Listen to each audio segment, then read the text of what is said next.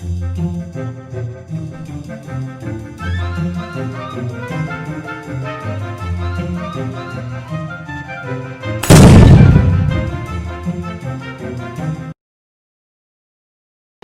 Students, आज हम शुरू कर रहे हैं आपका बिज़नेस का नेक्स्ट टॉपिक। होपफुली आपको समझ में आ रहा है। अगर आपकी कोई भी प्रॉब्लम है, मैं बार बार कह रही हूँ, आप ज़रूर शेयर करिए। और सही समझ आने के लिए मैं यही कहूँगी, वीडियो को एक नहीं 2 बार देखिए, ताकि आपको वो चीज़ें बहुत अच्छी तरीके से समझ में आए। साथ साथ नोट्स बनाइए, तभी आपकी लर्निंग प्रॉपर जा पाएगी। चलिए आज के लिए नेक्स्ट टॉपिक शुरू करते हैं बिज़नेस का, ठीक है। तो ये हमने जो है पहले कल के टॉपिक में जो हमने किया, वो हमने किया मेनली इंडस्ट्री के बारे में। हमने डिफाइन किया business activities are of 2 type, industry and commerce. Industry में हमने पढ़ा प्राइमरी, सेकेंडरी एंड टर्शियरी, यही सब हुआ था। आज के दिन हम जो करने वाले हैं वो हमारा करने वाले हैं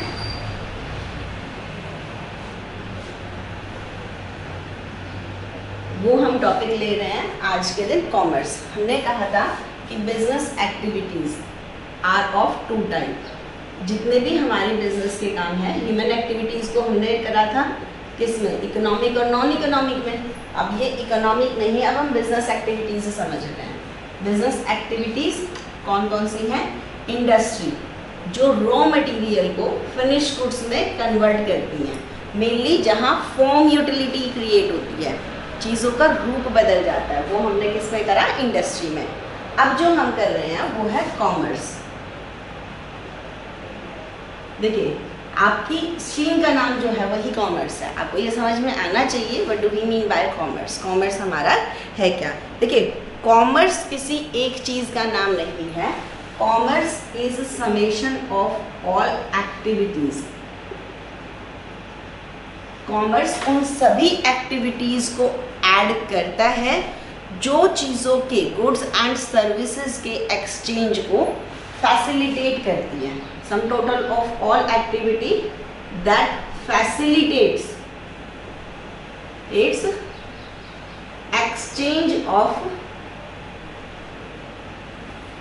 goods and services, and that's it. तो ये हमारी कॉमर्स है। Commerce is sum total of all those activities that, ठीक है, facilitates exchange of goods and services.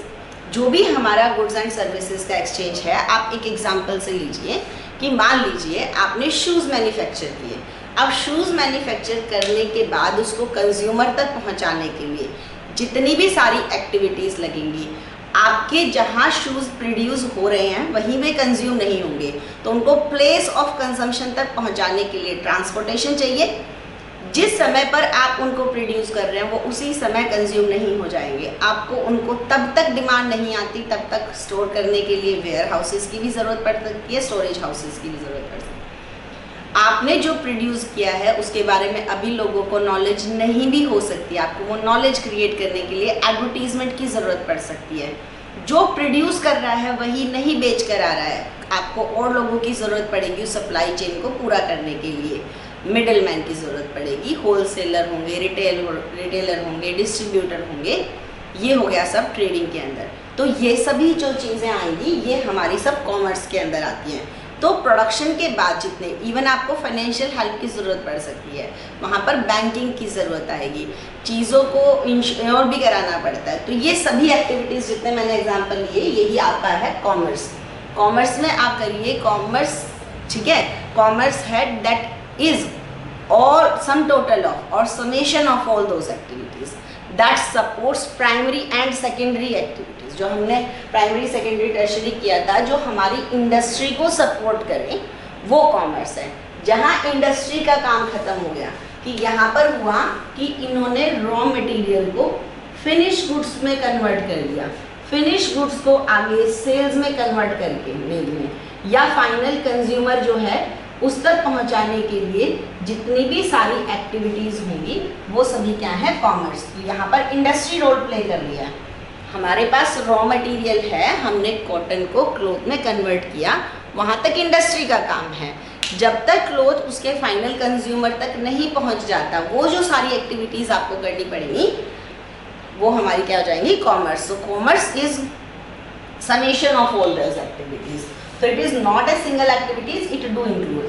And further commerce is divided into two part. हम साथ साथ कल का भी रिवाइज करते चलेंगे। इंडस्ट्री को हमने कितने पार्ट्स में डिवाइड किया था बताइए, प्राइमरी, सेकेंडरी और टर्शियरी। एक एक अगर मैं एग्जांपल देने के लिए, सेकेंडरी जो है, प्राइमरी के भी आगे टाइप हो गए थे एक्सट्रैक्टिव एंड जेनेटिक, सेकेंडरी के भी टाइप हमने पढ़े थे मैन्युफैक्चरिंग एंड मैन्युफैक्चरिंग अगर है पहली चीज़, दूसरी चीज़ हमने करी थी कंस्ट्रक्शन।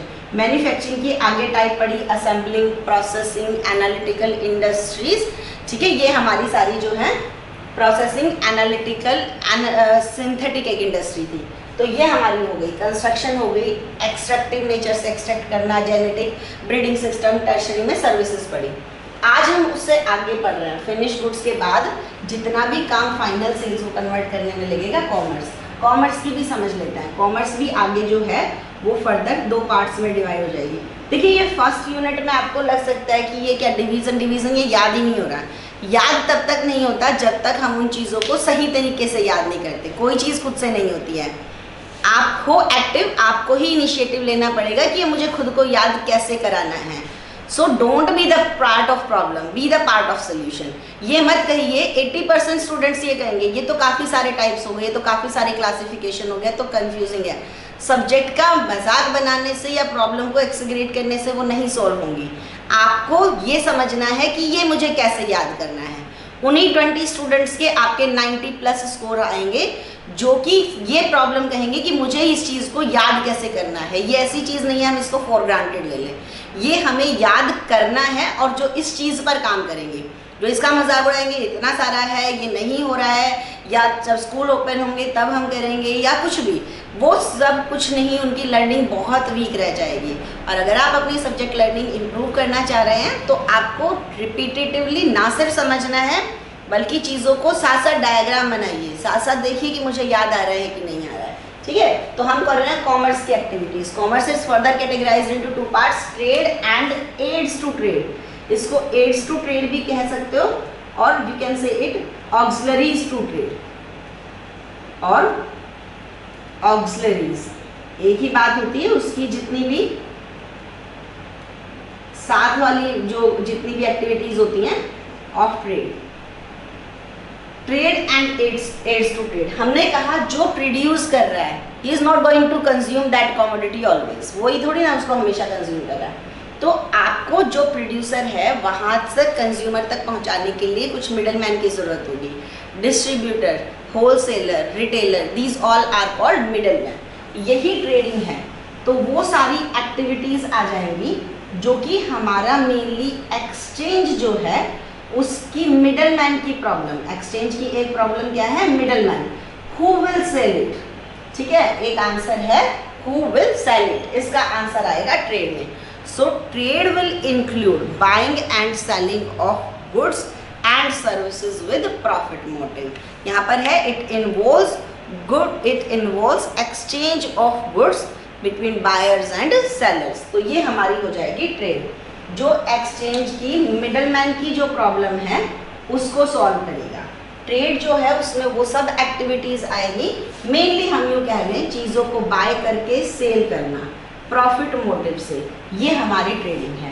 बाय किया है सेल करने के लिए प्रॉफिट मोटिव से, यही ट्रेडिंग है। सो trading involve all those activities which revolves around buying and selling for profit motive। ये हमारी हो गई ट्रेडिंग हो गई। Trading means buy for sale on profit motive. बिल्कुल आप सिंपल रखिए।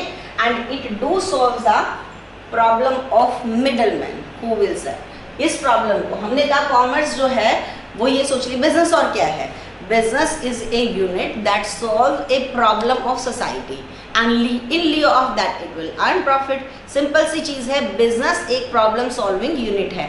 जिसने जितनी बड़ी प्रॉब्लम सॉल्व करी है उसके बिजनेस का साइज उतना बड़ा हो गया है। अगर गूगल ने आपकी बहुत बड़े लेवल की प्रॉब्लम सॉल्व करी, आपकी इन्फॉर्मेशन फाइंड आउट करने की या जो भी आपका कन्फ्यूजन था इन्फॉर्मेशन देने की, तो वो बड़ा प्लेटफॉर्म है। जिसने छोटी प्रॉब्लम आइडेंटिफाई करी उसको सॉल्व किया, वो छोटा बिजनेस है। आपकी जितनी बड़ी प्रॉब्लम को एड्रेस बिजनेस कर रहा है उतना ही बड़ा वो बिजनेस बन रहा है। तो कॉमर्स भी क्या है, वही एक्टिविटीज़ है जो कि फैसिलिटेट कर रही है, आपकी प्रॉब्लम को सॉल्व कर रही है। तो एक प्रॉब्लम आपके सामने, आप अपने आप को एक इंडस्ट्रियलिस्ट के लेवल पर देखिए, पहली प्रॉब्लम आएगी कि आपकी चीज़ें आप थोड़ी बेच रहे हो हमेशा, हर कोई तो अपनी चीज़ें खुद से नहीं बेच पाएगा ना, तो आपको बेचने के लिए जो सबसे पहली प्रॉब्लम आएगी कि कौन बेचेगा, वो रिलेटेड प्रॉब्लम हो गई जो ट्रेड सॉल्व करता है। नेक्स्ट जो होगी, तो ट्रेड की हम सिर्फ अलग से लिख लेते हैं कि ये मिडल मैन हो गया, इसने सॉल्व करी, मिडल मैन की जो प्रॉब्लम है वो यहाँ सॉल्व हो गई। इसके बाद आता है हमारा aids to trade and auxiliaries of trade. इसमें हमारी वो सब एक्टिविटीज़ आ गई, बिल्कुल वो सारी की सारी एक्टिविटीज़ जो कि हमारे बिजनेसमैन की बाकी सभी बची जितनी भी हर्डल है, whether it is of place, whether it is of time, whether it is of information, whether it is of risk, ये सभी की सभी बाकी बची प्रॉब्लम ऑक्सिलरीज ऑफ ट्रेड में होंगी। इससे पहले हम एक और समझ लेते हैं, ट्रेड के बारे में भी समझ लेते हैं, ठीक है। ट्रेड जो है आगे आपका अलग टाइप का हो जाता है, ठीक है। ट्रेड जो है फर्दर कैटेगराइज हो जाएगा हमारा डोमेस्टिक ट्रेड और you can say internal trade, and next is foreign trade और एक्सटर्नल ट्रेड, ठीक है। व्हेन ए ट्रेड, ठीक है, is within the limit और within the boundary of nation, that is called home trade, domestic trade और internal trade, ठीक है। जबकि ज्योग्राफिकल बाउंड्री जो हमारे ट्रेड की हैं वो विद इन ए नेशन है, वो हमारी डोमेस्टिक ट्रेड हो गई। इसके कितने सारे एग्जाम्पल हो सकते हैं, यूपी का गेहूं हरियाणा में बिकना, ये किसका एग्जाम्पल हुआ, होम ट्रेड का एग्जाम्पल है, डोमेस्टिक ट्रेड का एग्जाम्पल है, यही है ना। केरल से बनी हुई बहुत सारी हैंडमेड सोप वगैरह चीज़ें हैं, वो आपकी दिल्ली में बिक रही हैं, किसका एग्जाम्पल है, अगेन होम ट्रेड का। हमारा नॉर्मली एग्रीकल्चर जितना भी है आउटपुट, वो सब अलग अलग स्टेट का जा रहा है, तो ये सब किसका एग्जाम्पल है, होम ट्रेड का। होम ट्रेड, डोमेस्टिक ट्रेड या इंटरनल ट्रेड एक ही चीज़ है, जहाँ पर हम ये कर रहे हैं कि कहाँ तक की चीज़ है। When trade is done between या within boundaries of a nation और बिटवीन टू स्टेट डिस्ट्रिक्ट, ये हमारा जो होगा, ये हमारा हो गया डोमेस्टिक और इंटरनल ट्रेड। आ जाए यहाँ तक समझ में। इसको फिर हम आगे दो पार्ट्स में कैटेगराइज करते हैं, एक तो on the basis of volume, volume के बेसिस पर, वॉल्यूम के बेसिस पर हमने इसको सुना होगा आपने होल सेल ट्रेड, यानी कितनी अमाउंट में हम ट्रेड करते हैं, होल सेल और रिटेल ट्रेड।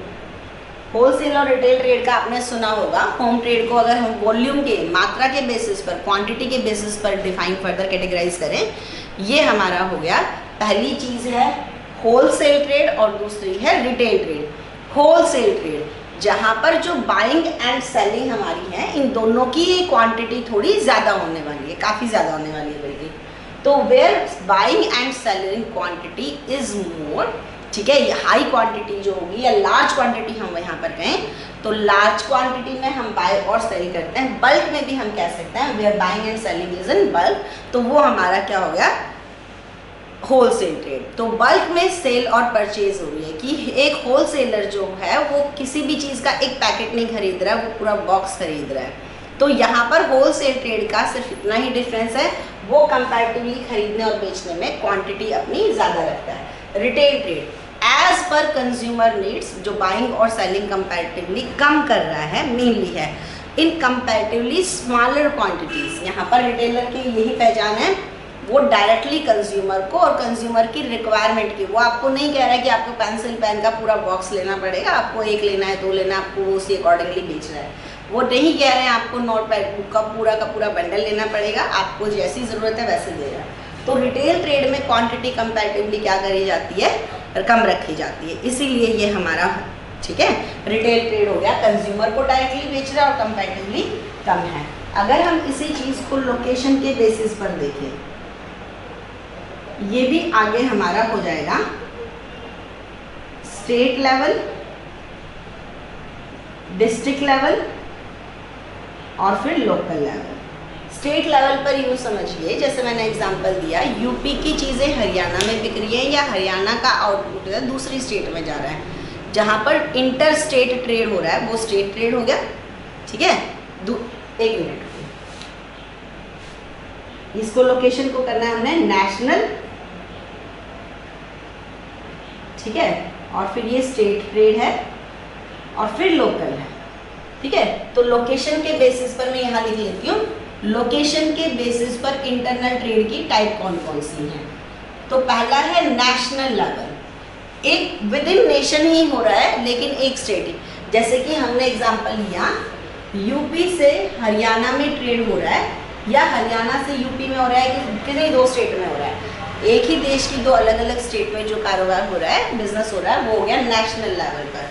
फिर है स्टेट लेवल पर, स्टेट लेवल पर ये सोच लीजिए रोहतक के बीच में और पानीपत के बीच में, ठीक है, दो डिस्ट्रिक्ट के बीच में जो ट्रेड हो रहा है वो हमारा किसके अंदर आ जाएगा, स्टेट लेवल। और एक है लोकल लेवल पर, लोकल लेवल पर है कि अपनी ही मार्केट में भी हमने जितना भी देखा कि हम किसी दिल्ली की बात कर रहे हैं तो दिल्ली के अंदर ही वो चीज़ जो है खरीदी भी जा रही है, बाय भी करी जा रही है और सेल भी करी जा रही है, एक ही within one district only ये ट्रेड चल रहा है, तो ये हमारा हो गया लोकल ट्रेड। तो ये हमारी सबसे पहले टाइप होगी। देखिए हमने कितना किया, कॉमर्स हमें समझ में आया, गुड्स एंड सर्विसेज का एक्सचेंज है, कॉमर्स की हमने टाइप करी ट्रेड और एड्स टू ट्रेड, ट्रेड की टाइप हो गई डोमेस्टिक और फॉरेन। डोमेस्टिक की फर्दर हमने देखा वॉल्यूम के बेसिस पर होलसेल और रिटेलर, और लोकेशन के बेस पर नेशनल, स्टेट और हमारी हो जाएगी लास्ट लोकल। अब हम कर रहे हैं फॉरेन ट्रेड और एक्सटर्नल ट्रेड। फॉरेन ट्रेड और एक्सटर्नल ट्रेड में फॉरेन ट्रेड हमारा जितना भी है उसको भी हमने तीन पार्ट में डिवाइड किया, एक्सपोर्ट, इंपोर्ट और एंटरपोर्ट। मेरे ख्याल से एक्सपोर्ट इंपोर्ट तो आपने बहुत अच्छे से सुने होंगे, एक्सपोर्ट, इंपोर्ट एंड एंटरपोर्ट।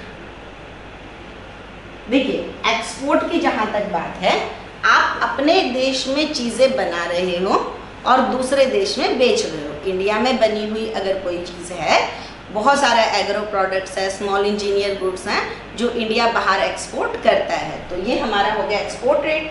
बाहर की बनी हुई चीजें हम अपने देश में लेकर आ रहे हैं, इंपोर्ट। ये तो आसान है समझना, इतना हमें समझ में आ रहा है, ठीक है। Buying of goods from the, ठीक है, अंदर कंट्री, ये हमारी होगी import. Selling in rest of world that is export, and selling, ठीक है, from rest of world that is called import. अब बात है इसको याद रखना, एग्जिट कर रहा है ना, एग्जिट, और इंपोर्ट से इन आ रहा है, हमारे देश में आ रहा है बाहर से, इंपोर्ट हो गया। अब ये एंटरपोर्ट क्या है, इसका मतलब है buying of goods from another country and then after processing और as it is we will export it in another. सबसे पहले एंटरपोर्ट में क्या करते हैं, हम किसी भी चीज़ को बाय कर रहे हैं, इंपोर्ट कर रहे हैं। जैसे कि मान लीजिए इंपोर्ट किया आपने चाइना से आपने जो है सिल्वर, चांदी मंगवाई, उसके बाद जो है चाहे उस इंपोर्ट को आपकी यहाँ पर ज्वेलरी जो इंडस्ट्री है, ज्वेलरी इंडस्ट्री हम मान लेते हैं गुजरात के अंदर, हमने उसको किस में कन्वर्ट किया, गुजरात अहमदाबाद में हमने चाइना से मंगवाई हुई सिल्वर को ज्वेलरी में कन्वर्ट किया, और उसके बाद उसको हमने यूएसए में एक्सपोर्ट कर दिया। एक्सपोर्ट कहाँ कर दिया, यूएसए में। ये एग्जाम्पल किसका हो गया, एंटरपोर्ट। आपने इंपोर्ट किया चाइना से किसको, सिल्वर को, ठीक है, या वहाँ से बहुत सारी तरीके के स्टोन हम मंगाते हैं। उसके बाद हमारी ज्वेलरी इंडस्ट्री है, मुंबई की हो, अहमदाबाद की हो, हमने उस ज्वेलरी इंडस्ट्री में उन इंपोर्टेड गुड्स को प्रोसेस करने दिया और उसके बाद हमने उसको बाहर दूसरे देश में बेच दिया। एक्सपोर्ट और ठीक है, इंपोर्ट दोनों ही कर रहे हैं हम लोग, और दोनों ही दूसरे देशों से कर रहे हैं। हम अपने देश में प्रोसेसिंग कर रहे हैं, आप एज इट इज भी अगर उसको बेच रहे हो तो ये भी सब किसके अंदर जाएगा, एंटरपोर्ट में। तो ये हमारा जो है आज मेनली टॉपिक हमने किया, पहले ट्रेड जो है उसकी टाइप होगी डोमेस्टिक और फॉरेन ट्रेड, फिर हमने डोमेस्टिक की टाइप करी, फिर हमारी फॉरेन जो है उसकी टाइप हो गई।